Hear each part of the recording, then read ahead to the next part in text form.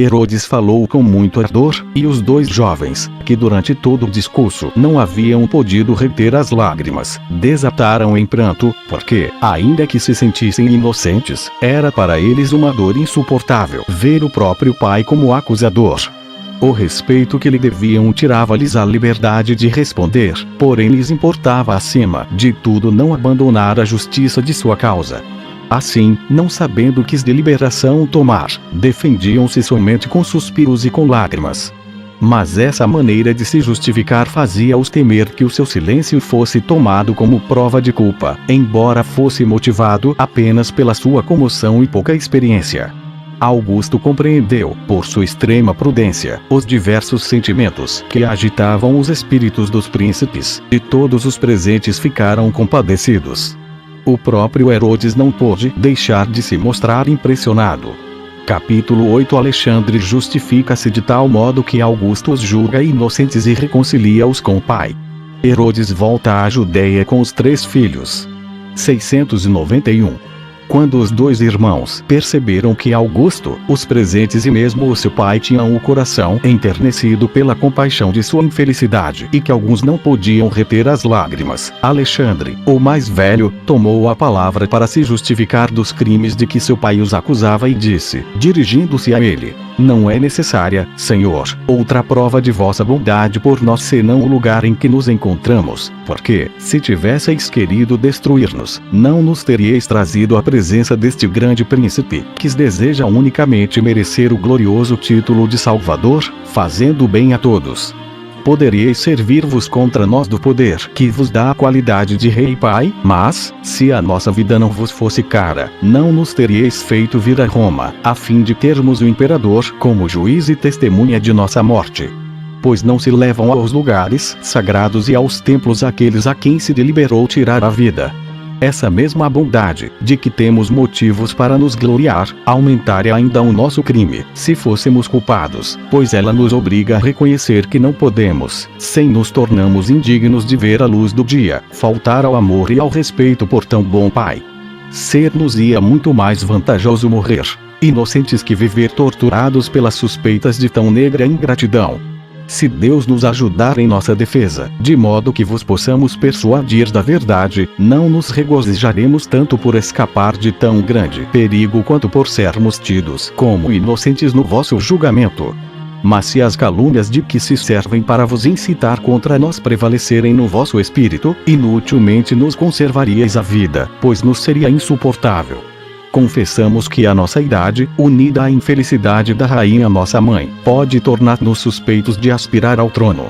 Considerai, porém, eu vos suplico, se não se poderia fazer a mesma acusação a todos os filhos de rei que já não tivessem mãe, e se uma simples suspeita é bastante para convencer as pessoas de um crime tão detestável como o de atentar contra a vida do próprio pai a fim de reinar em seu lugar. Como a simples suspeita não basta, não temos razão em pedir que se apresentem provas dessa horrível acusação. Nada há que a calúnia não invente na corte dos reis. Poderá alguém dizer que preparamos veneno ou fizemos conjuração ou subornamos servidores domésticos ou escrevemos cartas contra o vosso governo? A esperança de reinar, que apresentastes como a recompensa pelo respeito e piedade dos filhos para com os pais, é muitas vezes causa de que maus espíritos cometam péssimas ações.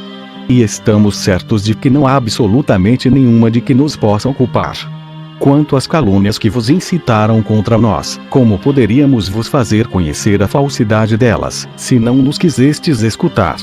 Confessamos que fizemos queixas abertamente. Não de vós, o que nos teria feito culpados, mas daqueles que vos relatavam tais coisas. Reconhecemos também que choramos nossa mãe, mas as nossas lágrimas não procediam tanto de sua morte quanto da dor de ver que ainda há pessoas que procuram desonrar a sua memória. Dizem mesmo que nós, durante a vossa vida, aspiramos à coroa. Que probabilidade pode ter tal acusação? Se desfrutamos todas as honras que os vossos sucessores podem pretender, como de fato desfrutamos, que mais podemos desejar? E, se não as desfrutamos, não nos seria lícito esperá-lo. Ao passo que, cometendo um crime tão detestável como o de manchar as mãos no sangue daquele que nos deu a vida, não poderíamos esperar outra coisa senão que a terra se abrisse para nos tragar, ou que o mar nos sepultasse em seus abismos. Poderia a santidade de nossa religião e a fidelidade de vossos súditos tolerar que reis parricidas entrassem no santo templo, que construístes para a honra de Deus? Ainda que não temêssemos tais castigos, acaso ficaríamos impunes enquanto vivesse um monarca tão justo quanto César? Se tendes em nós, Senhor, os filhos mais indesejáveis no que convém à vossa tranquilidade, sabei pelo menos que não somos ímpios nem desprovidos de juízo, como vos querem fazer crer. Estamos certos de que nada se encontrará de verdade em tudo quanto nos acusam. Com relação à morte de nossa mãe, a sua desgraça nos deve tornar mais sensatos, em vez de nos incitar contra vós.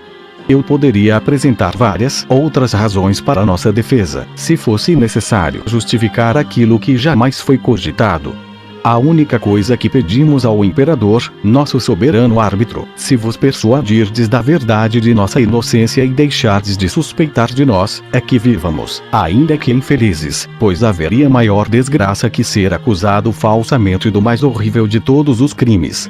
Mas se continuais a desconfiar de nós, morramos então, pelo julgamento que trouxemos contra nós mesmos, sem que sejais acusado pela nossa condenação. A vida não nos é tão cara que a queiramos conservar à custa da reputação daquele de quem a recebemos. 692. Augusto, que desde o começo não pudera acreditar em tão estranhas acusações e que enquanto Alexandre falava e mantinha os olhos sobre Herodes percebeu que este ficava comovido com as palavras do filho, convenceu-se ainda mais da inocência dos dois irmãos. Além disso, os presentes sentiram tão grande compaixão e estavam tão ansiosos pelo final do julgamento, para ver o que aconteceria aos moços, que não podiam deixar de desejar mal a Herodes. Aquelas acusações pareciam-lhes incríveis, e a mocidade dos príncipes, unida à sua beleza, tornava-os tão sensíveis à sua infelicidade que estavam dispostos a prestar-lhes qualquer auxílio. Essa afeição aumentou quando eles viram Alexandre responder tão sabiamente às palavras do pai e com tanta moderação e modéstia. Depois de concluir a sua defesa, ele e o irmão continuaram com os olhos baixos, banhados em lágrimas. Surgiu então um vislumbre de esperança, pois se notava no rosto de Herodes que ele julgava ter agido erradamente e se desculpava pela maneira leviana como acreditara naquelas acusações sem provas. Augusto, depois de refletir por uns instantes, disse que julgava os príncipes inocentes dos crimes de que os acusavam, embora não se pudesse eximi-los de terem dado ao pai, com seu proceder, motivo para que se aborrecesse. Em seguida, pediu a Herodes que os recebesse em suas boas graças e não alimentasse mais contra ele suspeita alguma, pois não era justo acatar semelhantes acusações contra os próprios filhos. Assim, tinha certeza de que eles lhe prestariam ainda bons serviços, que ele esqueceria o descontentamento que lhe haviam causado e retomaria para com eles a antiga afeição, e que cada qual trabalharia para restabelecer a amizade e a confiança que deve existir entre parentes, e a união entre eles seria ainda maior que antes. Depois de assim falar, Augusto fez sinal aos príncipes, para que se caminhassem até o pai, ainda cheios de lágrimas, a fim de pedir-lhe perdão. Mas Herodes antecipou-se e os abraçou com tantas demonstrações de afeto e de ternura que todos ficaram comovidos. O pai e os filhos agradeceram efusivamente ao imperador, e Antípatro mostrou também estar satisfeito com a reconciliação de seus irmãos com o pai. 693. Alguns dias depois, Herodes presenteou Augusto com 300 talentos, pois nessa época davam-se espetáculos e se faziam donativos ao povo romano. César, por sua vez, deu-lhe metade das rendas das minas da ilha de Chipre e a direção da outra metade, acrescentando, com grandes demonstrações de afeto, diversos outros presentes. Permitiu-lhe escolher para sucessor o filho que ele desejasse e até mesmo dividir o reino entre eles, embora não para desfrutarem isso enquanto ele vivesse, porque era justo que permanecesse como senhor de seu território e de seus filhos. 694. Herodes partiu depois com os 3 filhos para regressar à Judéia. E, durante a sua ausência, Traconites, que representava uma parte considerável de seus domínios, havia se revoltado, mas os comandantes das tropas a obrigaram a capitular. Quando ele passou por Eleusen, na Cilícia, que agora se chama Sebaste, Arquelau, rei da Capadócia, recebeu-o com grandes honras, bem como aos seus filhos, demonstrando alegria por terem os dois mais novos reconquistado as suas boas graças e porque Alexandre, seu genro, se havia justificado tão bem das acusações feitas contra eles. Os dois reis separaram-se depois de trocar magníficos presentes. Herodes, quando chegou a Jerusalém, mandou reunir o povo no templo, falou-lhe de sua viagem, das honras que recebera de Augusto e de todas as outras coisas que julgou conveniente informá-los. No fim de seu discurso, para dar a seus filhos uma solene lição, exortou todos os de sua corte e da assembleia a viver unidos, declarando isso que os filhos reinariam depois dele, a começar por Antípatro, continuando com Alexandre e Aristóbulo. Enquanto ele vivesse, porém, queria ser reconhecido como o único rei e senhor, porque, embora a idade fosse um impedimento para bem governar, ela o tornava ainda mais capacitado, quer pela longa experiência adquirida, quer pelas outras vantagens que ele tinha sobre os filhos, e assim eles e os soldados viveriam felizes enquanto obedecessem somente a ele. A assembleia, depois disso, dissolveu-se. A maior parte achou que ele havia falado bem.